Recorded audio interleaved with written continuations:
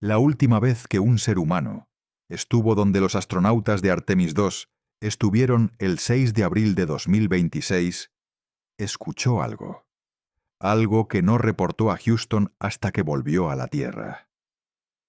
Algo que un astronauta describió como música del espacio exterior. Y que otro imitó con la boca porque no había forma de describirlo con palabras. Algo que NASA explicaría más tarde con una respuesta técnica que no todos los astronautas aceptaron. Ese algo ocurrió en mayo de 1969, en la cara oculta de la Luna. Durante los minutos en que 3 humanos estuvieron completamente cortados del resto de la humanidad por la masa de roca más grande que cualquiera de ellos había visto nunca. La grabación existe. Y desde entonces, cada vez que un humano pasa detrás de la Luna, la pregunta vuelve. El 6 de abril de 2026, a las 7:47 de la tarde hora del este, 4 personas desaparecieron de las radios de la Tierra. Se llamaban Reid Wiseman, Victor Glover, Christina Koch y Jeremy Hansen. Iban dentro de una cápsula llamada Integrity. Y durante 40 minutos, Houston no pudo oírles. Durante 40 minutos, nadie en este planeta supo lo que ocurría a casi 400.000 kilómetros de aquí, en el lado oscuro de la Luna, donde ningún humano había estado en más de 53 años. Imagina por un momento esa escena. Una sala de control en Houston con cientos de pantallas. Un silencio que los controladores conocen, pero que nunca se acostumbran a sentir. 40 minutos en los que los 4 seres humanos que tienes bajo tu responsabilidad están literalmente fuera de alcance. Si algo se rompe, no puedes ayudar. Si algo falla, no puedes saberlo. Si algo inesperado ocurre, no te vas a enterar hasta que la nave vuelva a aparecer por el borde de la Luna. Si es que vuelve a aparecer. Cuando volvieron a conectar con Houston, dijeron lo mismo que Christina Koch radió a las 8:29. Qué bueno volver a oír a la Tierra. Pero la pregunta que ha perseguido al programa espacial desde 1969 seguía ahí. ¿Qué se oye cuando eres el ser humano más aislado que ha habido nunca? ¿Qué se oye cuando la roca entera de un mundo se interpone entre tú y todas las personas que existen? ¿Y qué oyeron, exactamente, los 4 astronautas de Artemis II durante esos 40 minutos en los que nadie en la Tierra podía escucharlos? En los próximos minutos vas a entender exactamente qué oyó la tripulación del Apolo 10 detrás de la Luna en mayo de 1969. Vas a escuchar la transcripción real, palabra por palabra, de lo que 3 astronautas dijeron cuando aquello empezó. Vas a entender la explicación técnica que NASA ofreció después. ¿Y por qué no todos los astronautas del programa Apolo la aceptaron? Vas a entender por qué Artemis II, en 2026, no podía en principio reproducir el mismo fenómeno. ¿Y qué significa eso? Vas a entender la física de lo que puede y no puede viajar por el vacío del espacio. Y vas a entender, al final, por qué esta historia, que lleva 57 años circulando, no termina de morir nunca. Para entender lo que ocurre detrás de la Luna, necesitas entender lo que significa estar detrás de la Luna. No es un detalle poético. Es una realidad física que tiene consecuencias muy concretas. La Luna está en rotación síncrona con la Tierra. Eso significa que tarda exactamente el mismo tiempo en girar sobre su eje que en dar una vuelta completa alrededor de nosotros. 27 días. El resultado es que siempre vemos la misma cara. El otro lado, la cara oculta, ha estado escondido de nuestros ojos desde que existen ojos humanos. Hasta 1959, cuando la sonda soviética Luna 3 tomó las primeras fotografías, ningún humano había visto nunca lo que había al otro lado. Y detrás de la Luna ocurre algo que detrás de ningún otro cuerpo del sistema solar ocurre de la misma manera. Silencio total. Las ondas de radio que usan los satélites y las naves para comunicarse con la Tierra viajan en línea recta. Cuando un astronauta pasa por detrás de la Luna, más de 3.000 kilómetros de roca se interponen entre su antena y el planeta. Esa roca bloquea completamente toda transmisión. No pasa casi nada. No pasa algo. No pasa. En el Apolo 8, en diciembre de 1968, la primera misión tripulada que orbitó la Luna, los ingenieros en Houston llegaron al momento en que la cápsula debía entrar detrás del disco lunar. Frank Borman, James Lovell y William Anders estaban a unos 400.000 kilómetros de la Tierra. Y en el instante preciso en que cruzaron el límite, las pantallas de Houston se quedaron mudas. No con ruido, no con interferencia. Silencio, como si alguien hubiera desenchufado algo.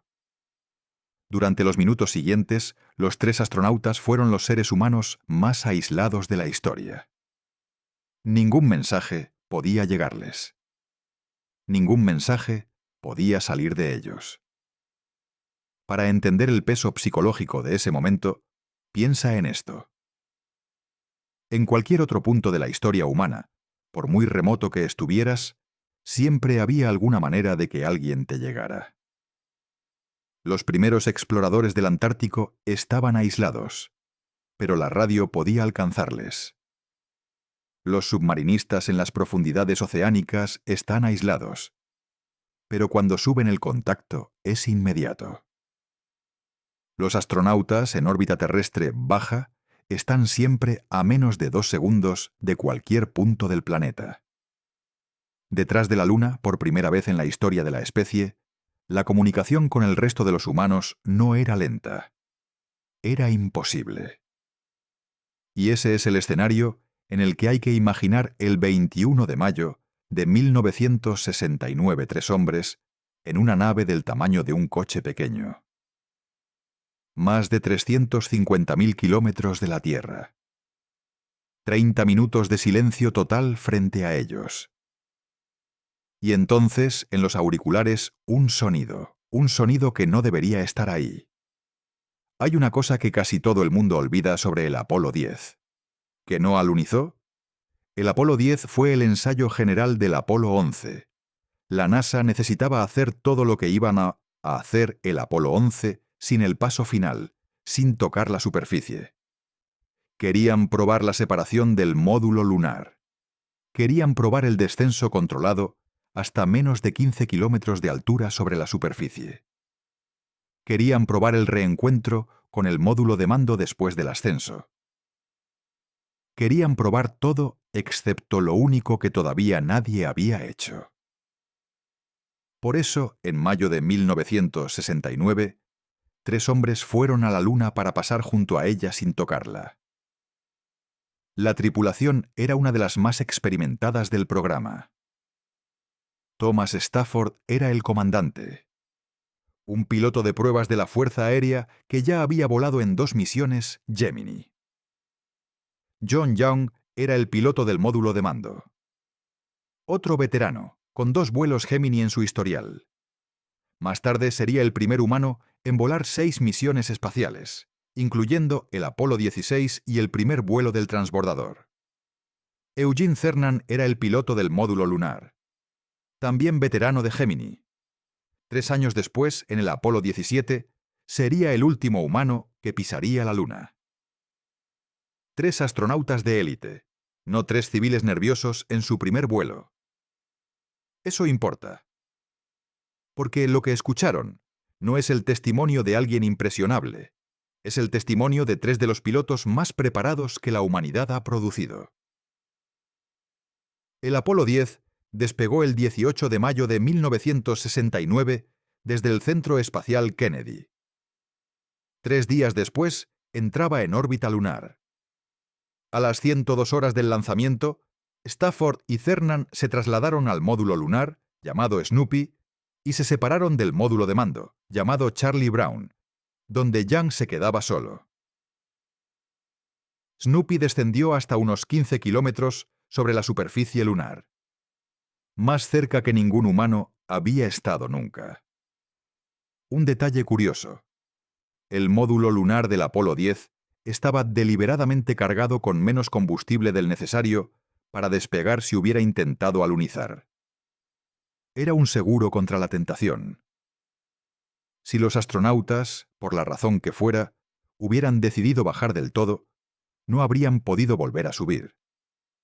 Eso quedó en las memorias de Cernan. Escribió que fue literalmente imposible para ellos alunizar, y que los gerentes de NASA querían asegurarse de que Apolo 11 fuera la primera misión con el aterrizaje. Durante el ensayo del reencuentro, mientras Snoopy se preparaba para volver a acoplarse con Charlie Brown, la nave pasó detrás de la cara oculta de la Luna, sin contacto con Houston. Los dos módulos volando uno junto al otro. Dos naves humanas en el espacio profundo, separadas por unos pocos metros, con los sistemas de radio encendidos. Piensa en esa escena. Stafford y Cernan en Snoopy, un módulo del tamaño aproximado de una cabina de camión. Sin ventanas grandes, solo pequeñas aberturas triangulares. Iluminación interior tenue. Paneles de instrumentos cubiertos de interruptores e indicadores luminosos. Young, en Charlie Brown, flotando solo en la cabina del módulo de mando, rodeado de las mismas paredes acolchadas que le acompañarían durante el resto de la misión. Los tres, cada uno en su cápsula, conectados, solo por la radio.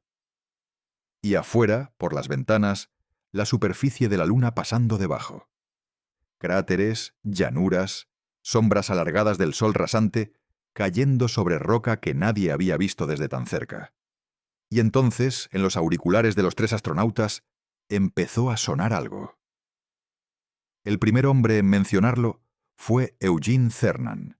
Estaba en Snoopy, con Stafford, en la transcripción oficial, publicada por la NASA en 1973, su voz pregunta si los demás oyen ese silbido.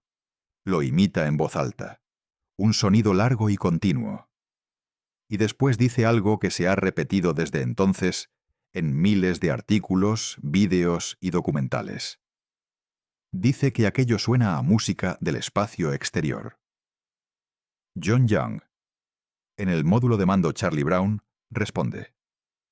No sabe qué es. Stafford también lo escucha. Los tres coinciden en que el sonido es real. Los tres coinciden en que nunca habían oído nada parecido en ningún ensayo, en ninguna simulación, en ninguna misión anterior. Los tres coinciden en una cosa más, que si lo reportan a Houston cuando vuelvan a tener contacto, nadie les va a creer.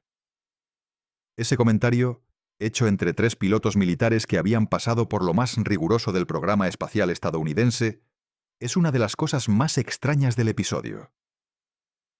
Porque normalmente los astronautas reportan todo. Absolutamente todo. Cada ruido, cada fluctuación, cada lectura anómala del instrumental se comunica inmediatamente. La filosofía del programa Apolo era la comunicación total. Y sin embargo, los tres astronautas del Apolo 10 decidieron, durante esos minutos detrás de la Luna, que lo que estaban escuchando era algo que ni ellos mismos podrían explicar. Algo que preferían no registrar en voz alta en una transmisión. Algo que solo discutieron entre ellos. El silbido duró, según distintas fuentes que han analizado la grabación, aproximadamente 1 hora. Comenzó mientras ambos módulos, Snoopy y Charlie Brown, estaban en proximidad y con los sistemas de radio operativos. Cambió de intensidad, subió y bajó, y desapareció. Poco después, la nave volvió a establecer contacto con Houston. Los astronautas continuaron con el protocolo de reencuentro. No mencionaron el silbido, volvieron a la Tierra. Y durante varios años, la historia se quedó dentro de los círculos más cerrados del programa espacial. Lo importante es que aquello quedó grabado. Los intercambios entre los módulos del Apolo 10 se registraban automáticamente en un sistema interno, el Data Storage Equipment, DSE por sus siglas en inglés. Ese sistema capturaba todas las comunicaciones de voz dentro de la nave y entre sus módulos, sincronizadas con los datos telemétricos de la misión. Cuando la nave volvía a la Tierra, las cintas se descargaban, se transcribían y se archivaban. Por eso existe una transcripción exacta del momento. Y por eso existe también una grabación de audio. La transcripción está disponible públicamente desde 1973. Eso es importante, porque una de las afirmaciones más repetidas en los videos de conspiración es que NASA mantuvo el material clasificado hasta 2008, cuando supuestamente fue obligada a publicarlo por un requisito contractual. Esa narrativa no es correcta. La Oficina de Historia de NASA ha tuiteado públicamente que las transcripciones nunca estuvieron clasificadas, que se publicaron en 1973, y que el único motivo por el que no llegaron al público general fue que en 1973 no existía Internet, y el acceso a los archivos nacionales requería ir físicamente a consultarlos. El audio, que es distinto de la transcripción, sí se digitalizó y se subió online más tarde. El proceso completo terminó alrededor de 2012. Eso dio pie a la impresión, reforzada por el documental del Science Channel en 2016, de que el material había sido ocultado durante décadas. No lo fue. Simplemente, hasta que alguien construyó una serie documental alrededor, casi nadie se había molestado en buscar los audios de una misión que nunca alunizó y que había quedado eclipsada por el Apolo 11. La transcripción es sobria y directa. No hay drama en ella. No hay exclamaciones. Es el lenguaje técnico y controlado que usan los pilotos militares incluso cuando están desconcertados. Cernan pregunta si los demás oyen el silbido. Imita el sonido con la voz.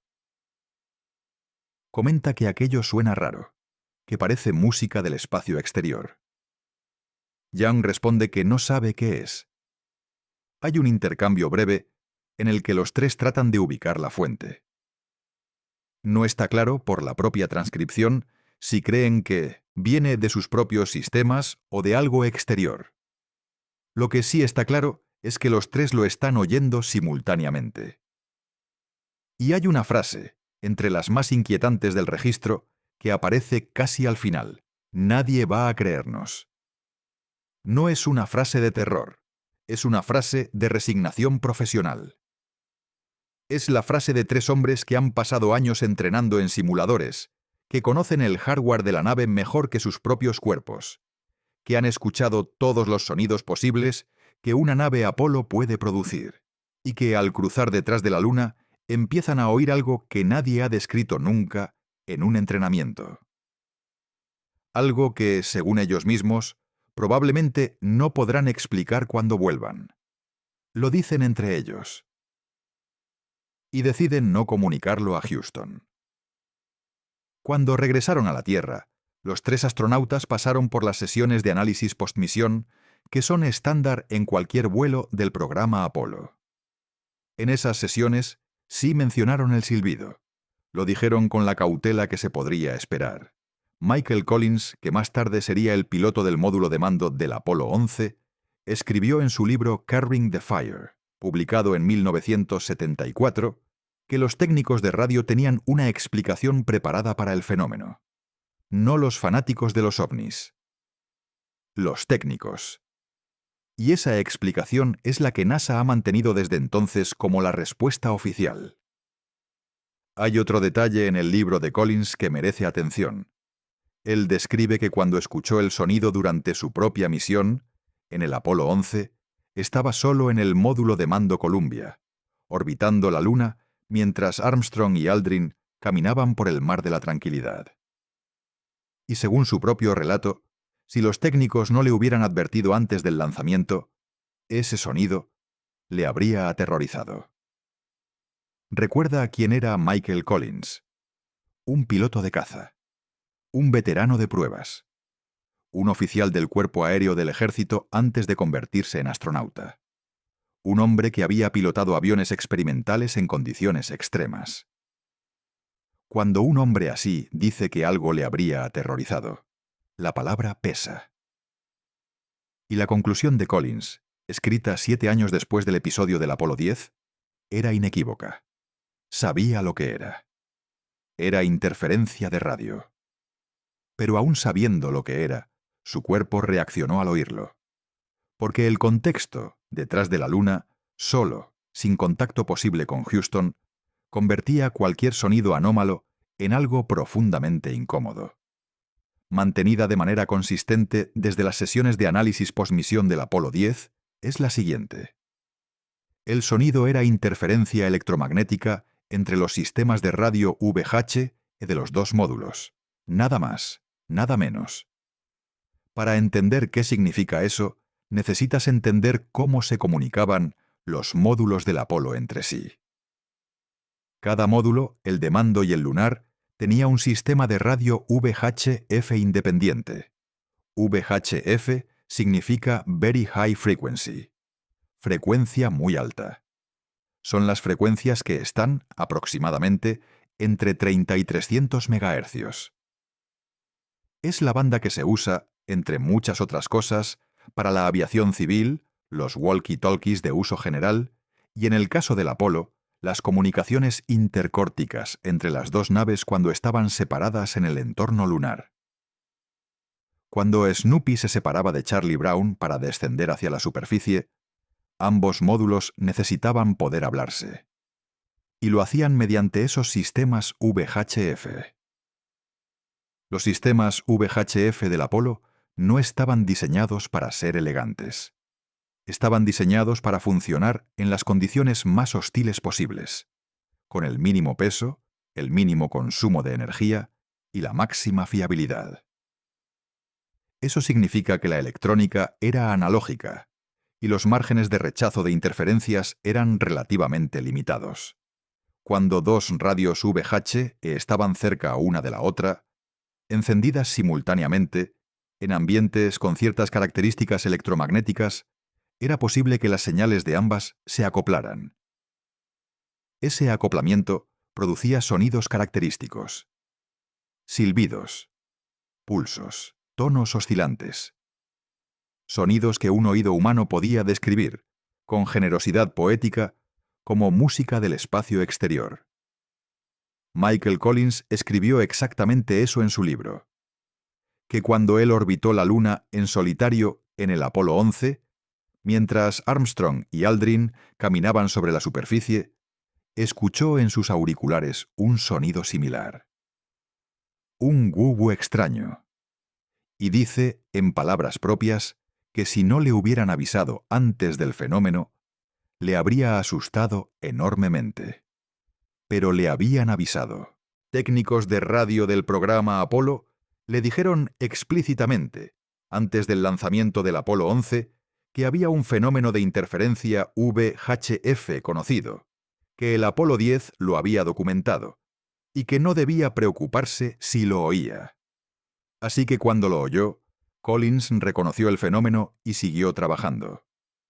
Hay otro detalle que Collins menciona en su libro y que es crucial. Neil Armstrong, el comandante del Apolo 11, también escuchó el sonido durante los ensayos de separación de los módulos en tierra. Armstrong lo describió como el ruido del viento golpeando los árboles. Y es importante porque esos ensayos ocurrieron en tierra, no detrás de la Luna, no en el vacío, no en el espacio profundo. El sonido, por tanto, no requería estar detrás de la Luna para producirse. Lo único que requería era que dos sistemas VH estuvieran operativos y próximos uno al otro. El Apolo 10, al separarse Snoopy de Charlie Brown, recreaba esa proximidad. Al pasar por detrás de la Luna, los astronautas, sin nada que les distrajera, sin las comunicaciones con Houston compitiendo por su atención, podían oír con mucha más claridad un ruido de fondo que en otros momentos pasaba desapercibido. Esa es la explicación técnica. Es concreta, es medible, es reproducible, y es consistente con todo el hardware que se usó en las misiones Apolo y con los testimonios de los astronautas que siguieron, Collins, Armstrong y después varios astronautas más del programa Apollo, confirmaron haber oído variantes del mismo fenómeno. En ninguno de sus reportajes posteriores hablaron de música alienígena ni de señales inexplicables. Hablaron de interferencia VHF. Y los técnicos de radio del programa, al analizar las grabaciones, pudieron identificar las características acústicas del ruido como compatibles con ese tipo de acoplamiento electromagnético. Pero aquí es donde la historia se vuelve interesante, porque no todos los astronautas del programa Apolo aceptaron esa explicación. Y uno de ellos, específicamente, dijo públicamente que no le convencía a Worden fue el piloto del módulo de mando del Apolo 15. Lanzado en 1971, 2 años después del Apolo 10. Worden orbitó la Luna en solitario mientras sus compañeros David Scott y James Irwin descendían a la superficie. Como Collins, estuvo más tiempo que casi cualquier otro humano en el lado oculto de la Luna. Y Worden, décadas después, en el documental de 2016 del Science Channel titulado NASA's Unexplained Files, dijo algo que contradijo directamente la explicación oficial. Dijo que, según él, si había algo grabado es porque había algo ahí. Aplicó lógica inversa. Si el fenómeno quedó registrado en la cinta de la nave, entonces la fuente del fenómeno existía. Y si existía, no podía ser simplemente interferencia interna de los propios aparatos de la nave. Esa afirmación, viniendo de un astronauta del programa Apolo, cambió la forma en que mucha gente miraba el caso. Worden no dijo que fueran extraterrestres. Nunca usó esa palabra. Pero sí dejó abierta la posibilidad de que la explicación de la interferencia VHF no contara toda la historia. Y eso es distinto. Porque si se hubiera tratado solamente de dudas de aficionados en foros de Internet, se podrían descartar con facilidad. Pero cuando un astronauta del programa Apolo, uno de los 12 humanos que han ido al Moon sin pisarlo, dice públicamente que no compra la explicación técnica oficial, la comunidad cosmológica y aeroespacial tiene que tomar nota. La razón principal por la que algunos no aceptan la explicación de interferencia VHF es técnica. Tiene que ver con el entorno electromagnético alrededor de la Luna. La Luna no tiene una atmósfera significativa. La Luna no tiene un campo magnético global. Eso significa que, a diferencia de la Tierra o de Saturno, no hay nubes de partículas cargadas que roten alrededor del cuerpo y que produzcan los efectos electromagnéticos característicos que se oyen en las grabaciones de, por ejemplo, la sonda Cassini, cuando pasó por Saturno. Y si la Luna no tiene esos mecanismos, ¿de dónde podrían venir las fluctuaciones ambientales que afectarían a dos radios VH colocadas una al lado de la otra? Ese argumento tiene un error. El error está en confundir dos hipótesis distintas que la narrativa popular ha mezclado. Una hipótesis es que el sonido venía del entorno de la Luna, de partículas cargadas, del viento solar, del plasma cósmico que rodea cualquier cuerpo celeste. Esa hipótesis sí, tendría problemas, porque la Luna carece de los sistemas que producirían efectos similares en otros cuerpos. Pero esa no es la explicación oficial. La explicación oficial es que el sonido venía de dentro de la propia nave, del acoplamiento electromagnético entre dos sistemas de radio que estaban encendidos simultáneamente en proximidad. Ese fenómeno no requiere atmósfera lunar, no requiere campo magnético, no requiere ningún entorno especial. Requiere solamente que los dos aparatos estén operativos y cerca uno del otro. Y eso es lo que ocurría durante los ensayos de reencuentro del Apolo 10. Pero la contranarrativa tiene otra vena, más profunda, que no se resuelve con explicaciones técnicas. Es la desconfianza estructural hacia NASA. Esa desconfianza se alimenta de varios elementos, del hecho de que NASA haya reconocido, a lo largo de los años, la pérdida de materiales de valor histórico. Por ejemplo, las cintas originales de alta calidad de la transmisión de televisión del Apolo 11, que nunca se recuperaron. De la sensación de que las explicaciones oficiales llegan demasiado pronto, demasiado formateadas, demasiado listas para ser ofrecidas a la prensa. De la historia general del programa espacial, que durante décadas estuvo vinculado a secreto militar y a las dinámicas de la Guerra Fría. Esa desconfianza no es, en sí misma, una evidencia de nada. Pero sí es el contexto cultural en el que una frase como la de Al Worden resuena mucho más fuerte de lo que resonaría en otras circunstancias. Si Worden fuera un físico diciendo, desde un despacho, que la interferencia VHF no explica todo lo que hay en la grabación, su afirmación se evaluaría técnicamente. Pero Worden es un astronauta. Estuvo ahí, y cuando un astronauta dice décadas después que hay algo que no cuadra, el peso simbólico de esa afirmación escapa completamente del ámbito técnico. Eso es lo que la narrativa conspirativa explota. No datos. Memoria. La memoria de un hombre que estuvo solo detrás de la Luna y que décadas después sigue pensando que algo de lo que pasó no se ha explicado del todo. Para terminar de entender este caso, necesitas entender un principio que la cultura popular tiende a confundir. El sonido, en el sentido estricto, no viaja por el vacío. Pero muchas otras cosas sí. El sonido es una onda mecánica. Requiere un medio material para propagarse: aire, agua, sólido. Las moléculas del medio vibran y transmiten la vibración a las moléculas vecinas. Sin medio, sin moléculas, no hay propagación. El espacio interplanetario, por definición, es prácticamente un vacío. Aproximadamente 5 partículas por centímetro cúbico en promedio, muy por debajo del umbral necesario para que el sonido como fenómeno acústico pueda existir. Los astronautas del Apolo 10 no escucharon un sonido acústico que atravesó el espacio.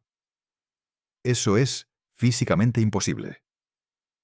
Pero los astronautas no tenían los oídos apoyados contra el vidrio de la ventana intentando oír el espacio. Tenían auriculares. Y los auriculares reproducen señales eléctricas. Esas señales eléctricas son producidas por los receptores de radio. Los receptores de radio captan ondas electromagnéticas. Y las ondas electromagnéticas sí viajan perfectamente por el vacío. Ese es el punto clave. Lo que los astronautas oían no era sonido acústico. Era la traducción, a través de los receptores de radio y los auriculares, de algo electromagnético. Las ondas electromagnéticas incluyen la luz visible, los rayos X, los rayos gamma, las ondas de radio, las microondas y los infrarrojos. Todas viajan por el vacío, y el espacio está lleno de ondas electromagnéticas. Radiación cósmica de fondo. Emisiones del Sol. Emisiones de la Vía Láctea. Emisiones de fuentes extragalácticas. Emisiones de relámpagos en Júpiter. Emisiones de cometas. Si pusieras una antena apropiada en cualquier punto del sistema solar, podrías capturar un espectro enorme de señales electromagnéticas y convertirlas en audio. Eso es, por cierto, lo que hace NASA de vez en cuando con fines educativos. Toma la salida de los instrumentos de naves como Voyager, Cassini o Juno, la convierte en señal audible y la publica. Las sonificaciones de Voyager en Júpiter suenan a coros etéreos y fluctuaciones ondulantes.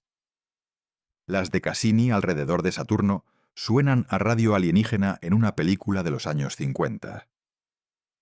Las de Juno atravesando la magnetosfera joviana suenan a tambores de guerra.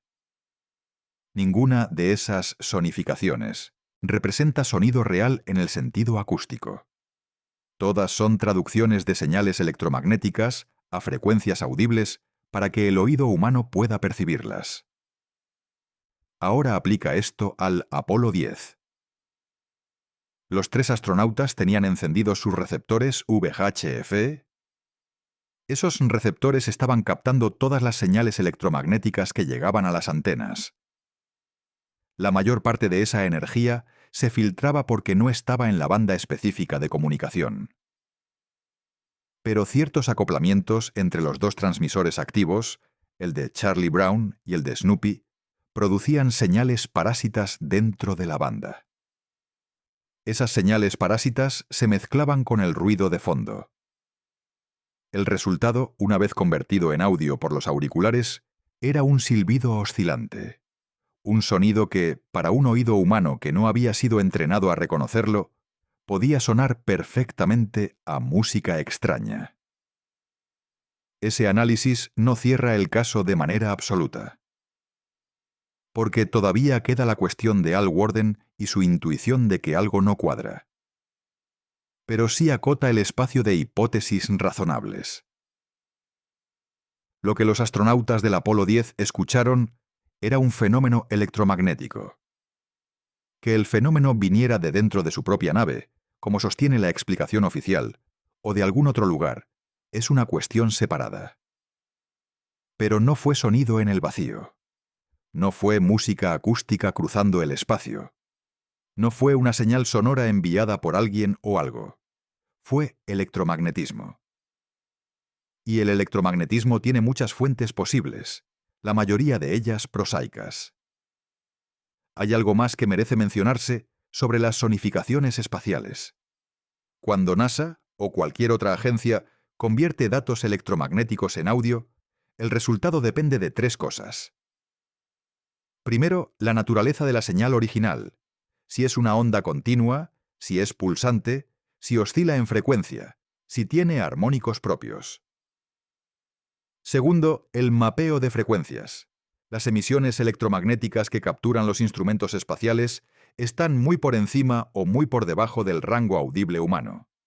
Los ingenieros tienen que bajarlas o subirlas al rango que el oído percibe, que va aproximadamente de 20 Hz a 20 kHz. Tercero, los filtros aplicados.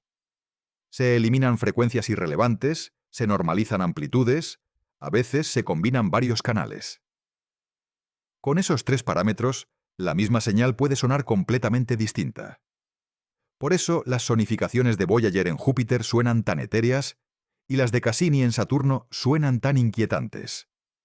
No porque los planetas canten, porque los ingenieros han elegido un mapeo que produce esa estética. Aplicado al Apolo 10, ese principio también tiene consecuencias.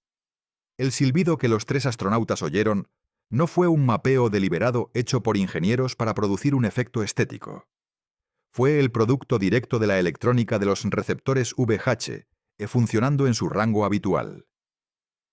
Lo que entró en sus auriculares fue una señal eléctrica real, dentro del rango audible por diseño del hardware, producida por un fenómeno electromagnético específico.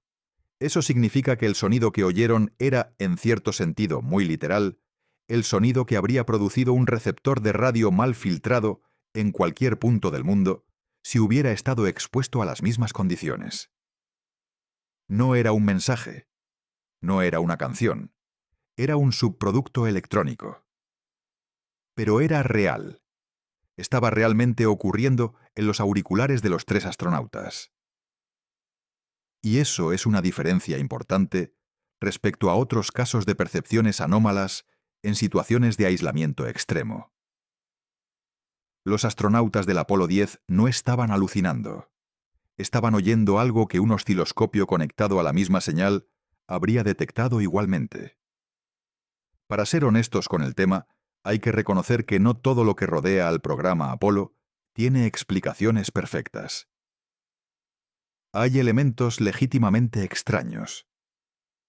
Y la conspiración, aunque se equivoque en lo principal, a veces apunta hacia cosas que sí merecen explicación.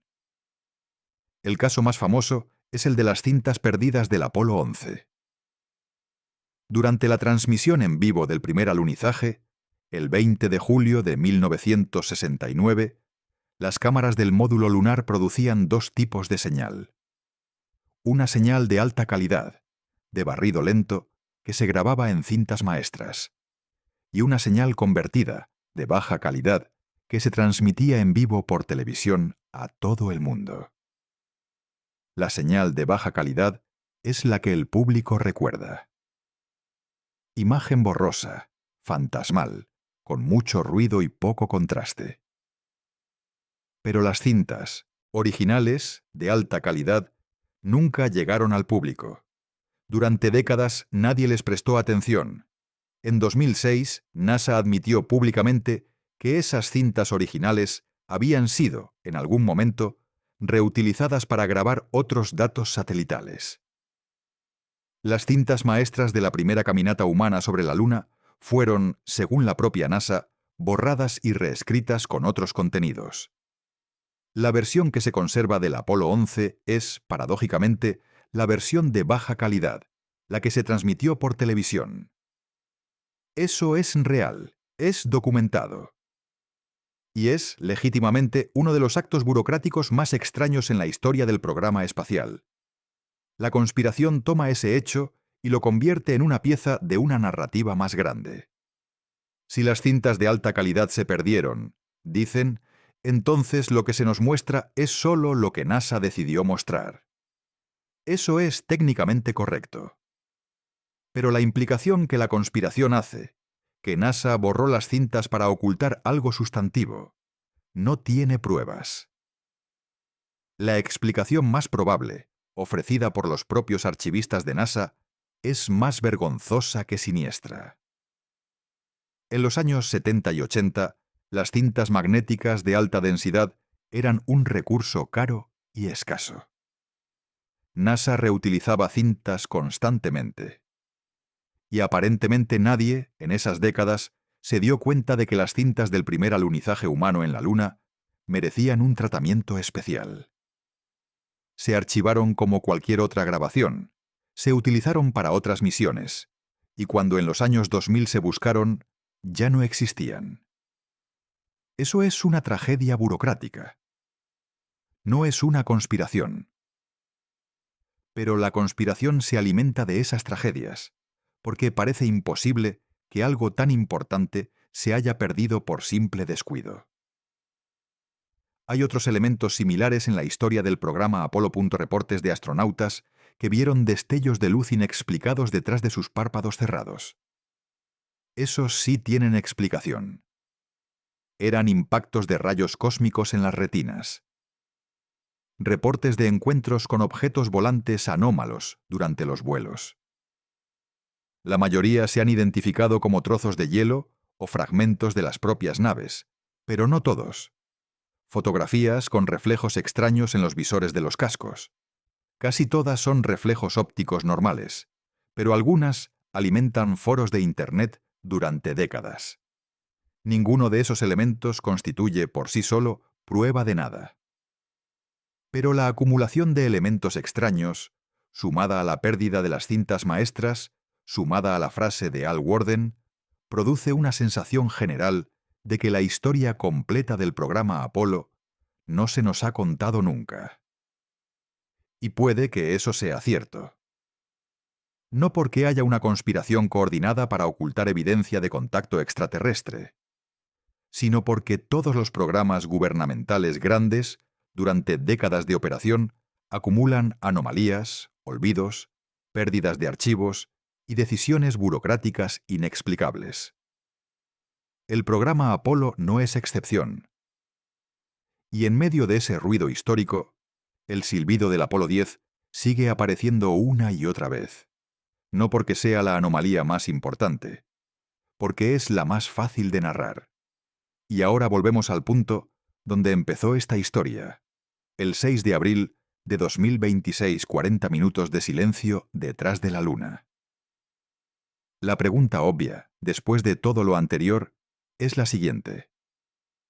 ¿Escuchó Artemis II un silbido similar al del Apolo 10? La respuesta corta es que no ha habido ningún reporte oficial, público ni filtrado, de que la tripulación de Artemis II haya escuchado un fenómeno similar al del Apolo 10 durante los 40 minutos de pérdida de señal. En las ruedas de prensa posteriores al amerizaje, los 4 astronautas hablaron de muchas cosas. Hablaron de los destellos de impactos de meteoritos sobre la superficie lunar. Vieron al menos 4, posiblemente 6. Hablaron del eclipse solar que pudieron observar desde una posición única, con la luna tapando al sol y mostrando la corona solar en toda su extensión. Hablaron del momento en que vieron la Tierra salir por detrás del horizonte lunar, el Earthrise, replicando la imagen icónica del Apolo 8, pero desde un ángulo distinto. Hablaron de la emoción personal, de las oraciones breves que algunos de ellos hicieron durante la pérdida de señal, de la tranquilidad profesional del momento.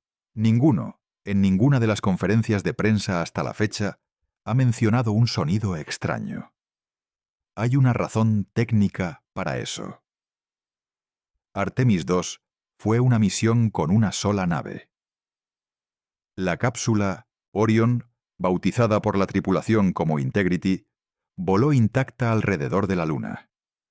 No hubo separación de módulos. No hubo un segundo vehículo en proximidad.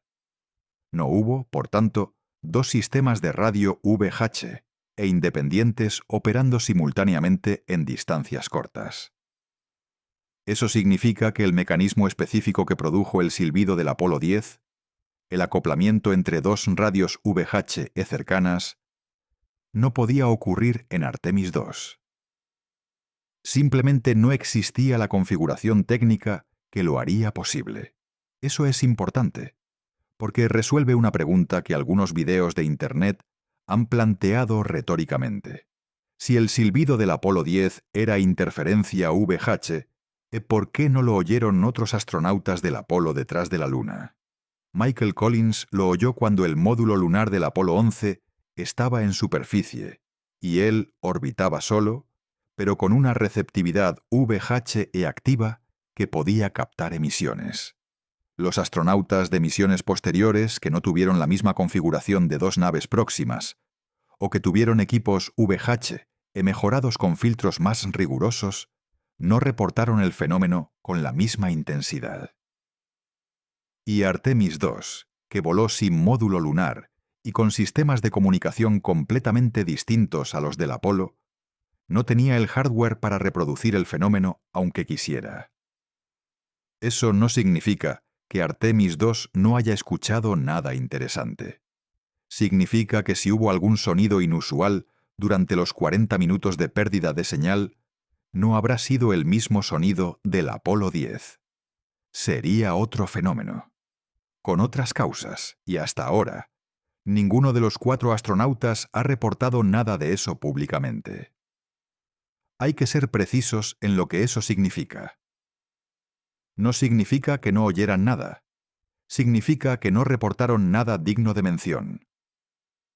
Cualquier nave moderna, llena de electrónica de alta complejidad, produce ruidos constantes. Zumbidos de refrigeración, clics de relés, fluctuaciones en los sistemas de comunicación, el zumbido continuo de fondo de todo un sistema de soporte vital operando en el vacío. Los astronautas de Artemis II pasaron casi 10 días dentro de Integrity. Durante esos 10 días, oyeron todos los sonidos habituales de una nave. Lo que no oyeron, o al menos no reportaron, fue algo tan anómalo que mereciera ser mencionado en un debrief. Pero la historia del silbido del Apolo 10 sigue siendo el gancho mediático cada vez que una misión humana vuelve a la Luna. Porque es una buena historia. Porque conecta con algo profundamente humano. Y porque la pregunta que plantea, aunque tenga una respuesta técnica, nunca se siente completamente resuelta. Hay una razón por la que el silbido del Apolo 10 sigue volviendo a la conversación pública cada pocos años. No es la evidencia. La evidencia, como hemos visto, apunta de forma bastante consistente a la explicación de interferencia VHF. La razón es psicológica. La cara oculta de la Luna es un lugar que activa algo muy antiguo en la mente humana. Durante cientos de miles de años, nuestra especie miró la Luna cada noche sin poder nunca ver el otro lado. Siempre la misma cara. Siempre el mismo patrón de mares y cráteres. siempre una mitad del mundo más visible negada a la percepción humana. Eso no es solo un hecho astronómico, es una configuración cultural. Es el equivalente, a escala cósmica, de una puerta que siempre está cerrada. Y en todas las culturas humanas, las puertas que siempre están cerradas atraen historias. ¿Qué hay al otro lado? ¿Quién vive allí? ¿Qué pasa cuando nadie mira? Durante el siglo XX, la exploración espacial finalmente nos permitió mirar. Luna 3, de la Unión Soviética, tomó las primeras fotografías en 1959. La cara oculta no es oscura, por cierto. Eso es un malentendido común. Recibe tanta luz solar como la cara visible. Está oculta en el sentido de que siempre está de espaldas a la Tierra, no en el sentido de estar siempre a oscuras. Pero ese matiz no cambia el hecho psicológico. Para la imaginación humana, el otro lado sigue siendo el otro lado. Sigue siendo el lugar donde las reglas normales no se aplican. Sigue siendo el lugar donde, si algo raro va a pasar, pasará allí. Eso es lo que hace que la historia del Apolo 10 sea tan persistente. No es que la evidencia sea ambigua. Es que la historia encaja con un patrón narrativo mucho más antiguo que el programa espacial. 3 humanos pasan al otro lado de una puerta que nunca antes había sido cruzada de esa manera. Y escuchan algo que no saben explicar. Y ellos mismos, los 3 pilotos, militares más entrenados del planeta, dicen que nadie les va a creer. Esa estructura narrativa es tan fuerte que ninguna explicación técnica, por correcta que sea, puede desactivarla completamente. Cada vez que una nueva misión humana cruza detrás de la Luna, la historia vuelve. No porque haya nueva evidencia, porque hay una nueva oportunidad narrativa. El Apolo 8, en 1968, cruzó detrás de la Luna. El Apolo 10, en 1969, cruzó detrás de la Luna. Todos los Apolos tripulados cruzaron detrás de la Luna. Después, durante medio siglo, nadie. Hasta Artemis II, en abril de 2026. Y como era previsible, en las semanas siguientes al amerizaje, los vídeos con títulos sobre el sonido extraño que los astronautas de Artemis II escucharon detrás de la Luna empezaron a aparecer en YouTube, por docenas. No porque Artemis II haya escuchado nada. Porque la historia estaba ahí, esperando ser reactivada por la primera misión humana a la Luna en más de 5 décadas. Esta es la situación honesta de lo que sabemos y lo que no. Lo que sabemos. La tripulación del Apolo 10, compuesta por Thomas Stafford, John Young y Eugene Cernan, escuchó un sonido inusual en sus auriculares mientras pasaban detrás de la cara oculta de la Luna en mayo de 1969. El sonido quedó grabado en el sistema interno de registro de la nave. La transcripción de ese episodio es pública desde 1973. El audio digitalizado es accesible en los archivos de NASA desde aproximadamente 2012. La explicación técnica oficial, ofrecida por los ingenieros de radio del programa Apolo, y mantenida consistentemente desde entonces, es que se trataba de interferencia electromagnética entre los sistemas VHF del módulo de mando y el módulo lunar operando en proximidad. Esa explicación es consistente con los testimonios posteriores de Michael Collins, Apolo 11, Neil Armstrong, que escuchó el mismo fenómeno en ensayos de tierra, y con el principio físico conocido del acoplamiento electromagnético entre radios cercanas. Lo que está en debate. Al Worden, piloto del módulo de mando del Apolo 15, ha expresado públicamente dudas sobre la explicación de la interferencia VHF. Sus dudas no se basan en datos técnicos que contradigan la explicación, sino en una intuición personal de que si quedó algo grabado, debía venir de algún lugar real externo a los propios aparatos. Esa objeción no ha sido respaldada con evidencia adicional por ningún otro astronauta del programa Apolo que haya hablado públicamente sobre el tema.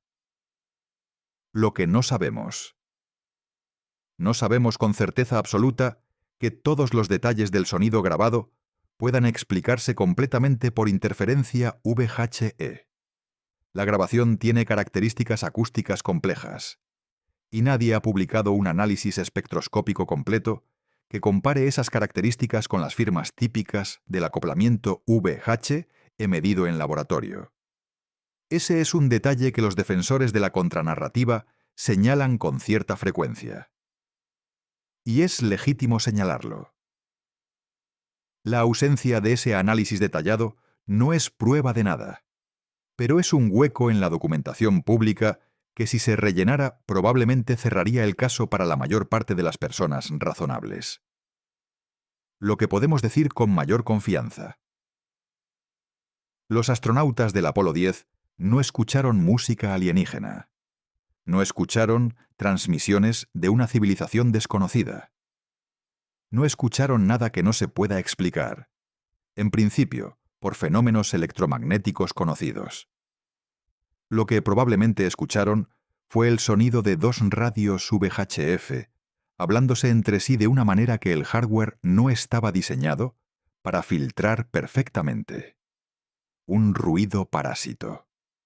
Un fantasma electromagnético producido por la propia nave en la que iban. Y en cuanto a Artemis II, la tripulación de Reid Wiseman, Victor Glover, Christina Koch y Jeremy Hansen no ha reportado ningún sonido inexplicable durante los 40 minutos de pérdida de señal del 6 de abril de 2026. La configuración técnica de Integrity no permitía reproducir el fenómeno específico del Apolo 10. Lo que ellos experimentaron fue el silencio. El silencio más profundo que un ser humano puede experimentar. El silencio de estar detrás del único satélite natural de la Tierra, protegidos del resto de la humanidad por 3.000 kilómetros de roca. Y cuando volvieron a la señal, dijeron lo que dijo Christina Koch. Qué bueno volver a oír a la Tierra. No dijeron que hubieran oído nada más. Hay algo que se escapa fácilmente en todas estas discusiones técnicas, y es lo que realmente les pasó a los astronautas durante esos minutos. No en sus equipos. En ellos puso Thomas Stafford, John Young y Eugene Cernan cuando cruzaron detrás de la Luna en mayo de 1969, se convirtieron durante unos minutos en los seres humanos más aislados de la historia. Ninguna señal podía llegarles. Ninguna señal podía salir de ellos. Si algo hubiera pasado, ellos habrían estado completamente solos con lo que pasara. Y en ese contexto, en el contexto de tres hombres flotando en una nave diminuta con la humanidad entera invisible detrás de un cuerpo de roca de 3.000 kilómetros, cualquier sonido en los auriculares adquiere una textura distinta. Un silbido de interferencia VHF, en una oficina de ingeniería en Houston, es un problema técnico que se resuelve con un filtro. Un silbido de interferencia VH detrás de la cara oculta de la Luna, con medio planeta Tierra de distancia, es una experiencia que ningún humano había tenido antes. Eso, creo, es lo que realmente explica por qué la historia no se muere nunca. No porque la explicación técnica sea insuficiente. Porque la explicación técnica no captura lo que el episodio significó para los astronautas que lo vivieron. Lo que significó fue estar tan solos que cualquier cosa se sentía como una compañía. Cualquier sonido era recibido por el cerebro como una presencia. Cualquier presencia, en ese aislamiento radical, era registrada como algo que había que explicar. Y eso nos lleva a Artemis II. Los 4 astronautas que pasaron 40 minutos detrás de la Luna el 6 de abril de 2026 también estuvieron más solos de lo que la mayoría de los humanos jamás estará. Pero sus circunstancias fueron distintas. No tenían un segundo módulo junto a ellos produciendo ruidos parásitos. Tenían sistemas de comunicación modernos con filtros electromagnéticos mucho más rigurosos. Tenían 7 horas de observaciones programadas, cámaras de ultra alta definición, experimentos científicos, ejercicios protocolizados. Y tenían algo más que la tripulación del Apolo. 10 no tenía. Sabían que había habido gente allí antes. Sabían que el silbido del Apolo 10 había tenido una explicación técnica. Sabían que la cara oculta de la Luna no es un lugar embrujado. Es un lugar con cráteres, con montañas, con impactos de meteoritos documentados minuto a minuto. Y tal vez por eso, cuando volvieron de los 40 minutos de silencio, no tenían ninguna historia extraña que contar. Vieron la Luna. Vieron la Tierra salir por detrás de la Luna. Vieron 4 o 6 destellos de impactos micrometeoríticos. Vieron un eclipse solar desde un ángulo que ningún humano había visto nunca. Y cuando se restablecieron las comunicaciones, radiaron hacia Houston lo que habían visto, no lo que habían escuchado. Quizá eso es lo que diferencia la exploración espacial de los años 60 de la exploración espacial de los años 26. En 1969, 3 hombres cruzaron detrás de la Luna por primera vez y escucharon algo que no supieron cómo explicar, y decidieron que nadie les iba a creer. En 2026, 4 hombres cruzaron detrás de la Luna por primera vez en 53 años, y vieron muchas cosas hermosas y extrañas, y las reportaron todas. Y NASA las publicó todas, y nadie tuvo que clasificar nada, ni declasificar nada, ni esperar al Internet para que la información circulara. El espacio no ha cambiado. La Luna no ha cambiado. Lo que ha cambiado es la relación entre los astronautas que cruzan a la cara oculta y la humanidad que los espera al otro lado. Y sin embargo, la pregunta sigue ahí, porque siempre va a estar ahí. ¿Qué se oye cuando eres el ser humano más aislado que ha habido nunca? Si cruzas detrás de la Luna solo, con tus receptores de radio encendidos, con los oídos atentos, con la conciencia de que por unos minutos nada de la Tierra puede alcanzarte. ¿Qué se oye? La respuesta física es clara. Se oye el ruido ambiente de tu propio equipo. Se oye el eco electromagnético de toda la radiación del sistema solar captada por tus antenas. Se oye tu propia respiración. Se oye el zumbido del soporte vital. La respuesta humana es distinta. Se oye, a veces, lo que el cerebro necesita oír para darle sentido al aislamiento más absoluto que existe. Se oye algo que luego se describe como música del espacio exterior. Se oye algo que los astronautas mismos dicen que nadie va a creer. Se oye, en definitiva, la propia mente enfrentándose al silencio más grande, al que cualquier humano ha llegado nunca. El silbido del Apolo 10 no era música alienígena. Probablemente era interferencia VHF. Pero el silbido del Apolo 10 también era otra cosa. Era la banda sonora de 3 hombres cruzando por primera vez la frontera más solitaria que la humanidad había alcanzado. Y eso, aunque tenga una explicación técnica completa, no deja de ser extraordinario. 57 años después, 4 personas volvieron a cruzar esa misma frontera. Esta vez sin silbido. Esta vez con buenos filtros electromagnéticos. Esta vez con cámaras que registraron todo lo que hubiera que registrar. Y cuando volvieron, los 4 coincidieron en una cosa. Lo más impresionante no había sido el silencio detrás de la Luna. Había sido el momento de volver a oír la Tierra. Ese momento en que el primer mensaje de Houston rompió los 40 minutos de vacío radial. Ese momento en que el planeta entero, simbolizado en la voz de un controlador en Johnson, volvió a estar al alcance. Eso es, tal vez, lo que realmente enseña esta historia. No que haya misterios ocultos detrás de la Luna, sino que la humanidad, cada vez que cruza al otro lado, vuelve con las mismas palabras. qué bueno volver a oír a la Tierra. En 1969, los del Apolo 10 no lo dijeron así, pero lo dijeron. En 2026, Christina Koch lo dijo literalmente. Y cuando la próxima misión humana cruce detrás de la Luna, en Artemis 3 o en Artemis 4 o en cualquiera de las misiones que vienen, también lo dirán. Porque eso es lo que todos sentimos, en el fondo. Que por muy lejos que vayamos, lo más extraordinario sigue siendo el momento de volver a oír el ruido de los que están en casa. 57 años después del primer silbido detrás de la Luna, seguimos escuchando esa grabación.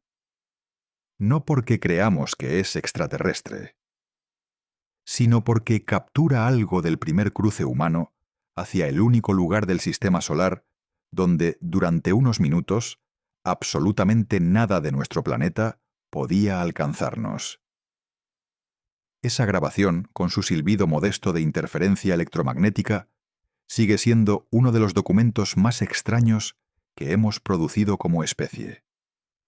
No porque contenga una revelación, sino porque es el sonido exacto de lo que significa cruzar una frontera que durante toda la historia humana había estado cerrada. Y eso, al final, no necesita una explicación distinta a la que ya tiene. Solo necesita ser escuchado. Hay una última reflexión que vale la pena hacer. La historia del silbido del Apolo 10 es, en cierto modo, un retrato involuntario de cómo funciona la ciencia. Cuando 3 astronautas entrenados oyeron un sonido anómalo detrás de la Luna, su primer impulso no fue creer que eran extraterrestres. Su primer impulso fue pensar que nadie les iba a creer. Ese impulso es el impulso científico.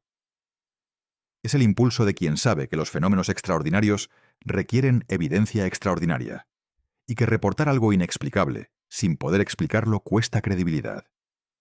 Los astronautas del Apolo 10 no fueron charlatanes. Fueron profesionales cautos que registraron lo que oyeron, lo discutieron entre ellos y dejaron que los técnicos de radio resolvieran el origen del sonido cuando volvieron a la Tierra. Esa es la historia menos sensacional. Esa es la historia verdadera. Y es también, probablemente, por qué la narrativa popular ha tenido que transformarla durante décadas para convertirla en algo más dramático.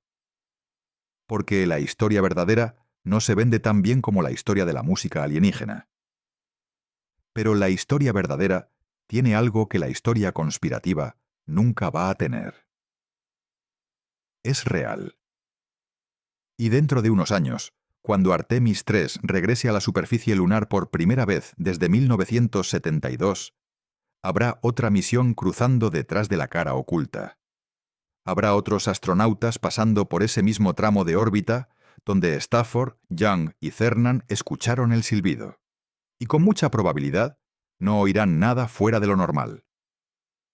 Porque los sistemas de comunicación modernos tienen filtros que los del Apolo no tenían. Porque las naves de próxima generación fueron diseñadas precisamente para eliminar todas las formas conocidas de interferencia electromagnética. Porque la cara oculta de la Luna, a pesar de todas las narrativas que se han construido alrededor de ella, no es un lugar embrujado. Es un trozo de roca con cráteres, montañas y mucho, mucho silencio. Pero si alguna vez, en alguna futura misión, un astronauta oye algo que no puede explicar, sabrá lo que hacer, lo registrará, lo discutirá con sus compañeros, lo reportará a los ingenieros cuando vuelva a la Tierra. Y los ingenieros buscarán la explicación más simple. Y la mayor parte de las veces la encontrarán. Y cuando no la encuentren, en lugar de declarar que estamos ante un contacto extraterrestre, dirán lo que la ciencia siempre dice en esas situaciones. No lo sabemos todavía. Y seguirán investigando. Porque eso, y no los silbidos electromagnéticos, es lo que realmente distingue a la exploración espacial de todas las otras formas de aventura humana. La voluntad de decir no sé, combinada con la disciplina de seguir buscando hasta saber. Eso es lo que nos llevó a la Luna en 1969. Eso es lo que nos llevó de vuelta en 2026. Y eso es lo que nos llevará, algún día no tan lejano, a lugares donde los sonidos que escuchemos sean todavía más difíciles de explicar.